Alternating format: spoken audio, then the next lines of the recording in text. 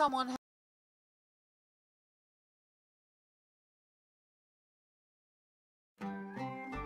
had killed your allies in their own land, that would be called terrorism, right? America considers that terrorism. We all consider that terrorism. If you blow people up and they're going around their business, it's terrorism.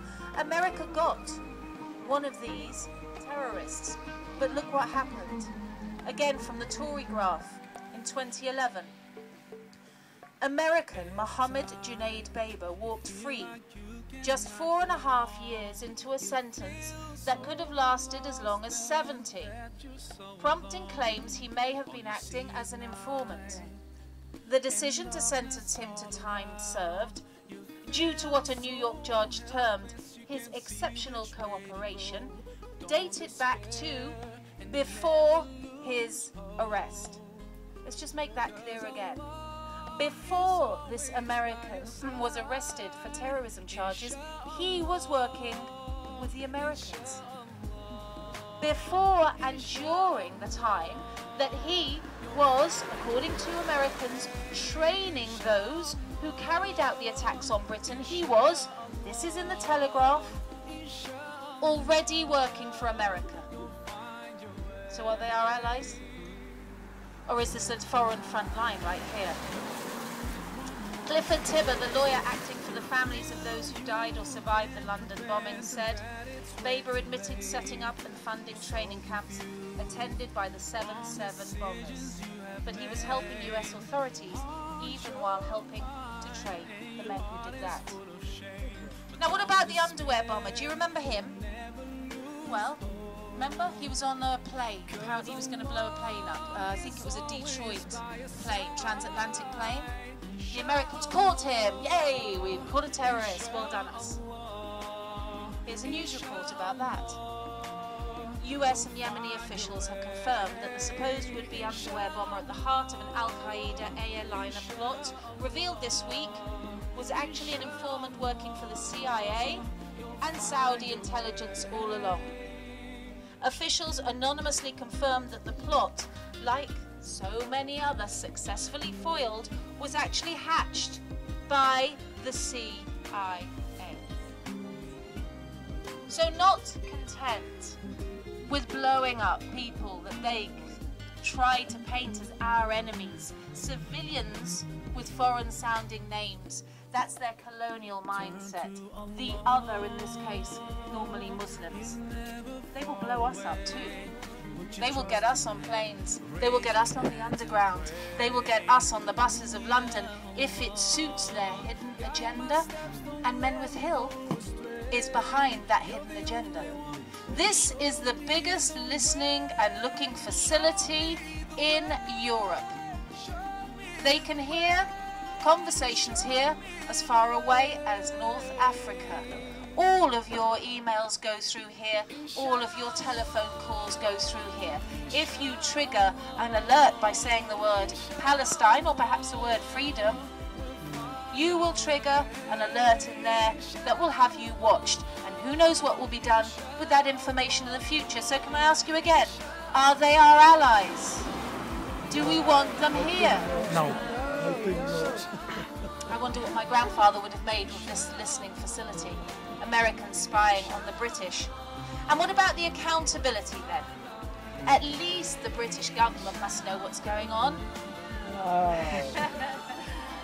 Surely they know what's going on in here. They've allowed it to be built, right? They must be working together. You know how each British Prime Minister goes over to America. Looks like they're wetting themselves with excitement at all the, you know, medals on show with their knees knocking and, oh, a Marine! Sorry, that was just Tony Blair. Over the decades, there seems to have been a big memory loss from the Americans here and their buddies in the Department of Defense. Because they seem to have forgotten to tell them that in 1958, US bombers practiced targeting runs over London and Edinburgh. Was our government told? No. Did our people have a say? No. During the Cold War, US nuclear bombers were often armed and airborne over Britain. Did the people of Britain have a say in that? No. Did they even bother telling the government they were running nuclear-armed weaponry over our heads? Nah. Keep buying your Starbucks, guys. Allah subhanahu wa ta'ala has forbidden lying. He tells us in the Quran, "Shall I not inform you of a great sin? Beware, it's to speak a falsehood." This is the lying capital of Europe right behind us here. Meanwhile, recently a European parliamentary committee has found that this centre is also being used to spy on companies. Yes. Commercial espionage. They are stealing secrets, they are stealing commercial enterprise ideas, and they are giving them not even to the American government, just to businesses. Do friends do that to each other? Are they our allies? Do we want them here? No. Go away. I'm going to finish now by talking about the idea of preemptive strikes, which is forbidden in Islam. Preemptive strikes are forbidden in Islam. They are forbidden by all the international treaties after the Second World War. You cannot preemptively attack, kill, murder anyone if you think they may in the future not like you. But this is the world we live in. Drone strikes are authorized and executed. They are cases of murder, and the blood is on Obama's hands. We thought that things could not get worse after George Bush. How wrong we were. Who is this idiot, this wolf in sheep's clothing? Preemptive strikes. I'm going to America tomorrow because they have a thing called preemptive arrests now. What the American government is doing is collating profiles of people who look like terrorists, they sound like terrorists, they send emails like terrorists, they browse Facebook like terrorists, which probably means just going on various websites to look up what the Americans are doing. That makes you a terrorist. And then they can arrest you and throw you into prison because you might have done something in the future. Preemptive arrests. The Muslim Legal Fund of America, please look it up on the internet. According to Bill Roggio of the Long War Journal, that's an online publication I recommend to you, it tracks US counter-terrorism operations. The US under Obama has carried out an estimated 254 drone strikes in Pakistan alone. This compares with 47 strikes during the entire Bush administration. And how many people has that killed? 830 Pakistani citizens at least have been killed. 183 Yemeni citizens killed. 52 Somali citizens or Sudan citizens killed. Thousands injured. But they're not at war with Pakistan. They're not at war with Yemen. What's happening? Where's the due process? I'm going to end now with what we want.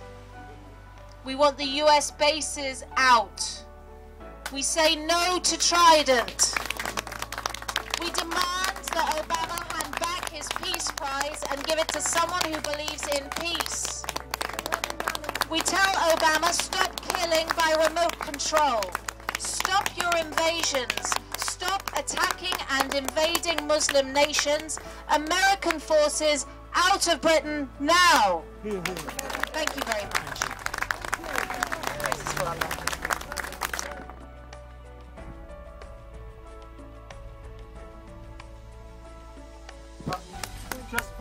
Just so that people are aware of it, 16,500 American troops in the UK today. If you cast your mind back to 1066, William the Conqueror invaded England with 10,000 troops.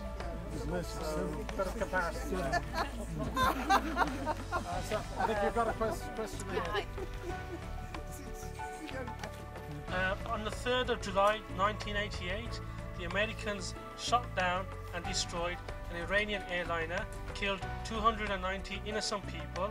This was Iran's 9/11, and they failed to apologise. Well done. A really, really good point. Thank you, brother. I don't see why you'd have any questions for me, so I'm sure we can move along, but I'm happy if you want to ask me anything. Otherwise, we'll be having an open mic session later on, and you will all get chances for comment. Yes? You mentioned that your grandpa fought in World War II. Wasn't that really the first ever neoliberal intervention that Germany offered? No threat to America itself, no threat to Britain either. It's just a simple question of geography, whether it was intervention that was the right thing to do. I think you touch on a really good point there, but I think the main point is that the propaganda plays a part. It plays a part in every single war that takes place. The difference being that our grandparents genuinely believed that they were actually repelling a threat. I find it very hard that there's a single GI in there who doesn't have a access to a mobile phone or to the internet to find out that they are killing civilians. And when you go in and massacre civilians, you're aware of it. So I think what we're talking about there is the awareness of the troops and what they're doing and their willingness to kill on a mass scale. Now, that's not to say that there wasn't mass killing if you ask the Germans about what we did with the bombing. So we accept that. Okay, thank you very much. Enjoy the rest of your day. Well done, everybody. Not like America, not like the Germans. Now going to move into a more musical mode. Roy Bailey is, I think, going to be our next contribution. Remember, moving today with the medals. There's a wonderful game to come before you get an Olympic medal just down there behind you. ये है भाई मिलों से कोई हज़ारों मिलों तक बड़ा हुआ है ये बहुत बड़ा base Tuesday night, an opportunity for people to come here, every Tuesday night. It's a wonderful experience. You can come and join us right from that is kitchen tent. Here people are talking. That's for information. Well guys, it's a really good experience to be here. Well, these people are really protesting in very nice manners. ना कोई तोड़ फोड़ कर रहे हैं, ना किसी को गालियाँ दे रहे हैं, बस सिंपल अपनी बातें कर रहे हैं, लोगों से कनेक्ट हो रहे हैं। सब ने वो अपनी दूर दूर ये गाड़ियाँ खड़ी की हैं। ये नॉर्थ यॉर्कशायर है, यहाँ पे ये दुनिया का सबसे बड़ा फायर बेस सेंटर है। ये हमारे अबू भाई हैं, नोवार कोलेशन के नोवार जो टीम है बर्मिंघम की, उसमें ये बहुत काम करते हैं। और ये ऑर्गेनाइजेशन कैब है, कैब ने ये इवेंट करवाया है एनुअली। आज 4 जुलाई इंडिपेंडेंस डे है।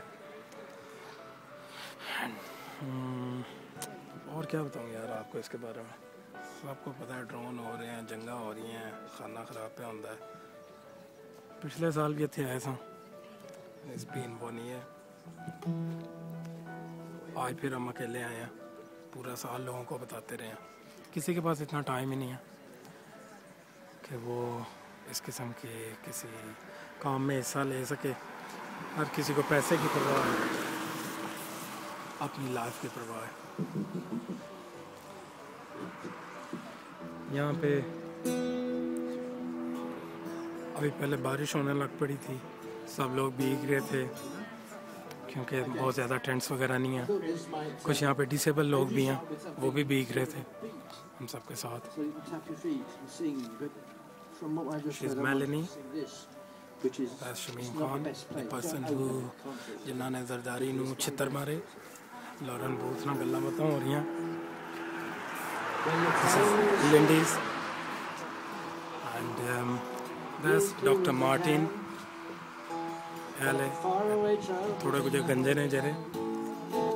और रॉय बेली साहब आ गए जी, बड़े वधिया गाने गाते हैं। You can Google them, you can check them on YouTube as well.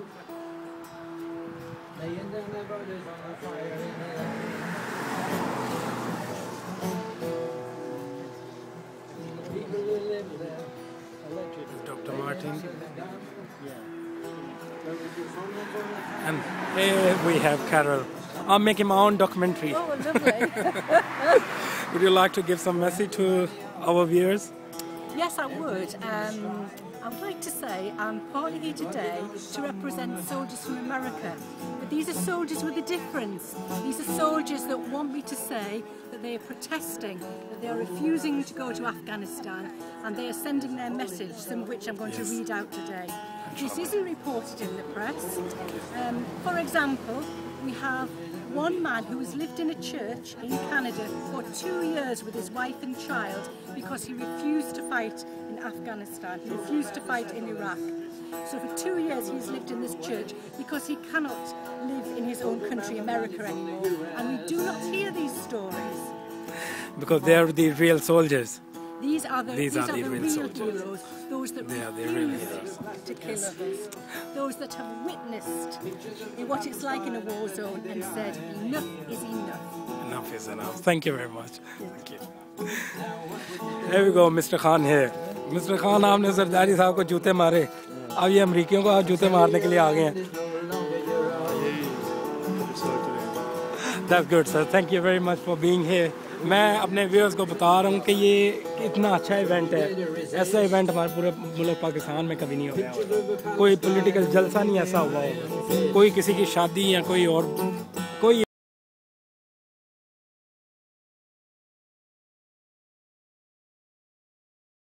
Event आप लोगों ने ऐसा नहीं किया जिस तरह का यहाँ पे मुझे देखने को मिल रहा है.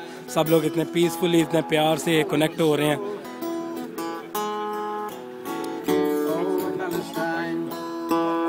लिंडीज भागी जा रही है जी.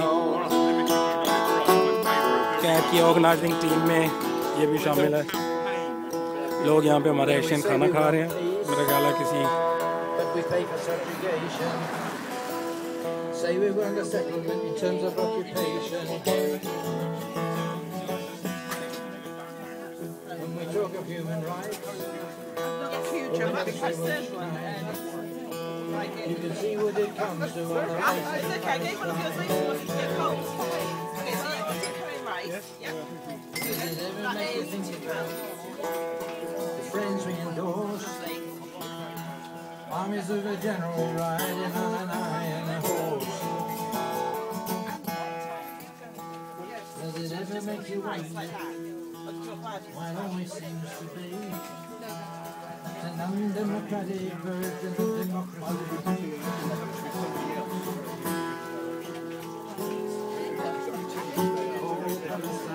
Oh, Palestine. There's a hole in your soul. Oh, Palestine. Will it ever be whole? Oh, Palestine. There's a hole in your soul. Oh, Palestine. Let your story be told.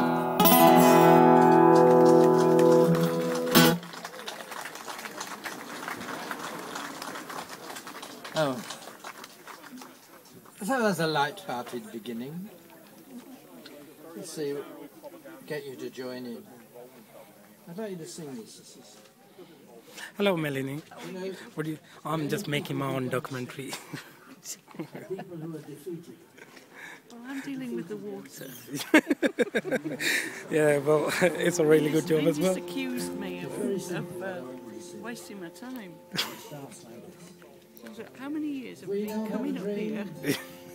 5, 6. What do we live for? Minimum. 12 at least. As a We don't have a dream. If we're going to get rid of this lot, we've got to get rid of the water. yeah. What you need is a strong back, a lot of patience, and a bit of old Land Rover. Thank you. So now we've got the bit of old Land Rover, we can see them on. One of the reasons I'm here is because I'm actually the victim of US collateral damage. Not actually in a military way, but my husband and brother-in-law were killed due to the policies of the state. And it's been covered up by both America and Britain. And in a nutshell, my husband and brother-in-law had a medical condition called haemophilia. And basically what happened was, this country decided it wanted cheap blood, so it imported blood from American prisons, such as Arkansas State Penitentiary. Bill Clinton knows all about this. And what happened was, in the prisons, prisoners were being injected with deadly viruses against the Nuremberg Code. These prisoners were then allowed to sell their blood. They were bought by the US pharmaceutical companies and they were exported around the world. And in this country alone, it's classed as the worst medical treatment disaster in the history of the NHS. And more people have died through contaminated blood than ever died in 9/11. Not that I'm, sort of, that was a terrible event, but the point is, that was very visual and people could see what was going on. Our event wasn't. So consequently, my husband died and 2,000 of my community died. So what I decided to do was to try and find a way to make something positive come out of this tragedy. And I got a fantastic opportunity about 2 years ago because I was introduced to a former spokesperson for WikiLeaks who edited the Collateral Murder video. And if any of you remember it, it showed an Apache helicopter and it fired down on civilians in Iraq. And it harmed innocent children, it killed ordinary people on the street, and it killed journalists. So out of that, I had contact with a soldier who came across the scene on the ground, and he was so appalled at what his country was doing that he decided he no longer wanted to fight for his country. And he featured in this collateral damage video, and we decided to take this one step further. And I was put in touch with a documentary maker from New York called James Spioni, and we made this film called Incident in New Baghdad, which showed the effect of collateral damage.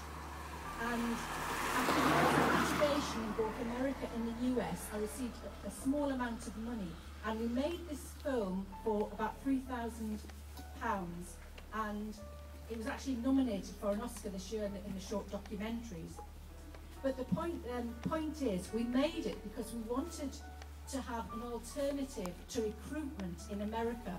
We wanted an educational tool that we could use around the schools to basically, instead of the military going in and saying, right, sign up, we'll help educate you, we'll send you off to Iraq and Afghanistan. This is now going around the schools to teach young people what it's really like in a war situation. And what I'm trying to do now is to make a film on drones. And for anybody that doesn't know what a drone is, it's an unmanned aerial vehicle. And what happens with these drones is they're controlled from military bases, surveillance, such as this one, and then people are target killed. And I'll give you one really hypocritical situation. Recently in Dublin, a few science students, I think they were, decided to just have a small demonstration of little drones as part of a... it was actually to sort of educate on drones, because drones have many purposes, but not just for killing. They were arrested for terrorism, and yet you have Obama, who has a kill list, and every week he looks down his list and he decides who's going to die. Now, he's not classed as a terrorist. He should be. He should be classed as a terrorist. And I'm going to tell you a little bit about, just a few facts about drones. As I said, a Nobel Peace Prize awarded president presides over a kill list. As many as 3,000 people, including hundreds of civilians, and even American citizens, have been killed in drone strikes during the war on terror.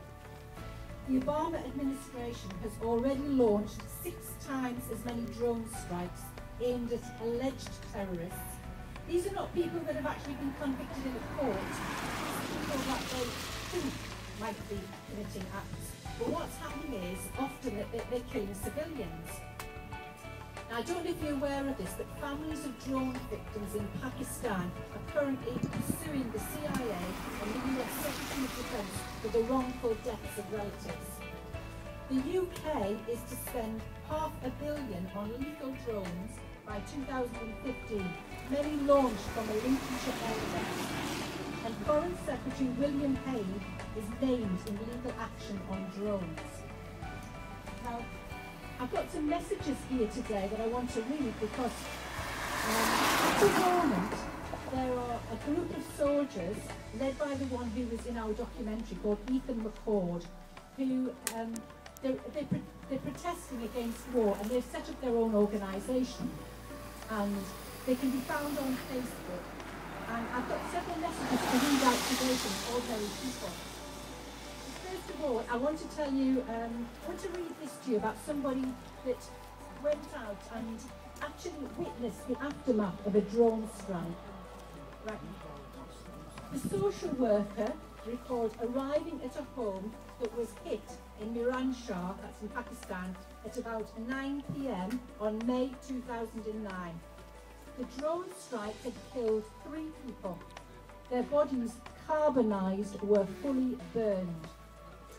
They could only be identified by their legs and hands. One body was still on fire when he reached there. Then he learned that the charred and mutilated corpses were relatives of his who lived in the village. 2 men and a boy aged 7 and 8. Do they sound like terrorists to you? They couldn't pick up the charred pieces in one piece. Finding scraps of metal, they transported the body parts away from the site. 3 to 4 others joined in to help cover the bodies in plastic and carry them to the morgue. But then, these volunteers and nearby onlookers were attacked by another drone strike. 15 minutes after the initial one, 6 more people died. One of them was the brother of the man killed in the initial strike. Now, why are we allowing that? Why are we cooperating with America? Why are we offering intelligence when we don't know, these people have not been to court, and even if they had been to court, you do not kill people. If you kill people that way, target killing, it is murder. If we went out, for example, if I decided to go out and kill the people that killed my husband and brother-in-law, I would be in prison for murder. I was working on a website with a Pakistani journalist, very well known, one called Salim Shahzad, and we were trying to give an alternative side of what was happening. And a year ago, just over a year ago, my colleague was kidnapped in Pakistan and he was tortured to death. And I was sent the photographs of his body. Now, Salim had he had actually written a book which was published that week, which showed another side of the issues in Pakistan. It showed all sides. He interviewed all sides. One of the people that he interviewed was on the US target list. Now, interestingly, 4 days after my colleague was tortured to death, this alleged insurgent was killed by a drone strike. It just so happened that my colleague had interviewed him for his book. Now, I'm trying to find out, along with others, there was a commission in Pakistan, whether basically America received intelligence. And if it received intelligence, did that come from my colleague who was tortured to death? Because now we have a situation where it's becoming extremely dangerous to write on these issues. Don't dare write on war, don't dare write on militancy, because if they don't like what you're writing, you could be next. Here's somebody from the US State Department who I know called Peter Van Buren. And this is from an article called Terror Tuesday, Kill Lists and Drones. And he says, what lies at the nexus of Obama's targeted drone killings, his self-serving leaks, and his aggressive prosecution of whistleblowers is a president who believes himself above the law and seems convinced that he alone has a natural ability to determine right from wrong. When all is said and done, Obama's kill list and drone strikes, which have claimed the lives of countless innocent women and children, are doing little more than fomenting ill will against the United States. Obama is sowing the seeds for future terrorist violence against America. Blowback for our callous disregard for life. As a Yemeni activist noted, drone strikes are causing more and more Yemenis to hate America and join radical militants. They are not driven by ideology, but rather by a sense of revenge and despair. Well, if you can imagine, if you were in your home, was going about your business, and a drone came over and annihilated your family, there's a fair chance that you might have quite a violent response to it. And this is from a colleague of mine, a journalist in Pakistan, and this was the quote of the day for the New York Times. And it was a person he interviewed who'd just lost some relatives. After killing 4 of my innocent nephews, a tribal elder told me he just wanted to grab the drone with its tail and smash it into the ground. And then I want to read out, this is from Neumann Malik, who's a young person who discusses the politics of Pakistan. And he says, with regard to America, they have made us into a begging prostitute. And this is the truth. Carol, in your protest on the 4th of July, make sure my voice is heard. After the 9/11 attacks, Bush made a speech stating his country values innocent lives. Tell them, and the current terrorist Obama, that you have murdered millions of innocents in 10 years of an illegal war. And this is a poem that I want to read, and it's from Sadia. And it's about drones, and it's called Trapped in This Fishbowl Existence. Trapped in this fishbowl existence, I'm here on some rich man's hit list.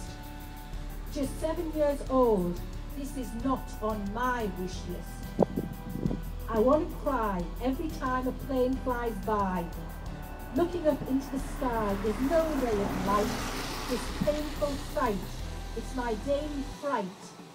Sometimes I cry at night, thinking, is my time in sight? A butterfly flies before my eyes. I look up at the sky, all I see is drone planes fly by. I'm reduced to tears in a blink of an eye. I wonder, is it my time to be taken out by this monster in the sky? I run inside in fear of my life, only to find my baby sister crying and hiding inside.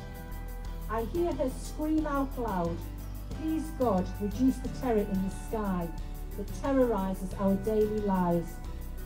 Millions know of my plight. I don't see a soul in sight to help me live a normal, dignified life. I'm trapped in this fishbowl existence. All I want is some assistance. Too many people have died.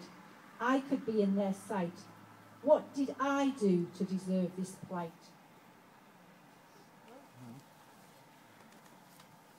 And I just want to read out a couple of, as I say, there's now growing resistance, and I hope they're hearing it back there. There is growing resistance in the US military, and you'll find that on Facebook. And it's really interesting, the debates that are occurring at the moment, because I support those resistors, those people that have actually been to Afghanistan and Iraq, and who've seen the terrible things that have happened there. So in voicing my support, I've been called, and excuse the language, a hippie, tree-hugging, fucking pussy bitch. And Carol should have a bullet put to her head. This is from the military, you know, who are basically telling me to watch out, because I am basically saying I support peace activists. Now, have a look on Facebook, and I'll tell you a little about this campaign from the American soldiers, or former serving soldiers, and what they're doing is, it says, the purpose of their campaign, well, first of all, it's a campaign led by active duty service members and vets advocating for GI rights, first and foremost the right to refuse to fight in Afghanistan. The purpose of this campaign is to reach out to service members through the entire US military in every way we can, passing out flyers on bases, sending care packages, building an online and media presence, creating organising teams in military units and more, to spread the message that the officers and politicians do not care about our lives and that we have rights as service members. Above all, we hold that the most fundamental right we have is to refuse to deploy to the absurd, immoral war in Afghanistan. Thousands of US service members today qualify to become conscientious objectors, whether or not they have deployed before, entitling them to be exempt from deployment and a discharge with full benefits. Others who are compelled to go AWOL also have legal rights and options. Those with psychological trauma, diagnosed or not, have the right to demand adequate treatment and exemption from deployment.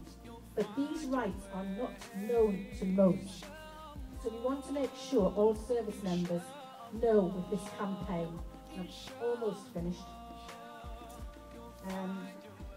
I'm going to finish with a quote from somebody called, if you're listening in there, Rodney Watson Jr., War Resistor in Sanctuary on Facebook. He completed a one-year deployment in Mosul, Iraq. He's now living in a church in Vancouver since September the 18th, 2009, due to his conscience, urging Canadians to keep their tradition as a refuge for people of conscience. And this is what he wrote. So for 2 years he couldn't live in America because he decided he didn't want to fight anymore. And this is just a few lines. War's outdated beat. Foolish world leaders still marching to war's old drumbeat. A new war is unwise, just like popping fireworks in killer heat. You won't find this veteran sweating in any man's judgment seat. No blood for oil on my hands, and I stand confident on my feet. Once heard, mission accomplished, but saw no victory as sweet. And just to finish off is to say that I'm going to be making a documentary on drones, and I hope that if we have a Facebook page that we'll actually get some support. Now the last time we had to fund our own documentary because basically nobody wanted to fund a documentary that was anti-war. Nobody wants to fund a documentary on drones. But a number of us are going out to Pakistan, and we're going out in the autumn, and we're going into Waziristan, where they say Westerners can't go. It's problematic. Well, I've talked to people in the tribal areas, and we've been invited there. So I'm going with the drone lawyer, and we are walking and we are marching with drone victims, and we are not going to be stopped. Many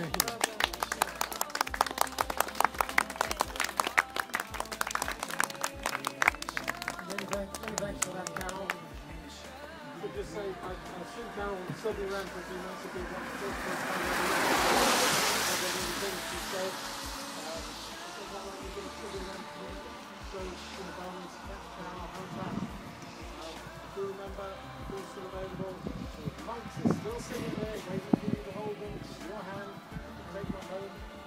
Just sort of take part in the Olympics.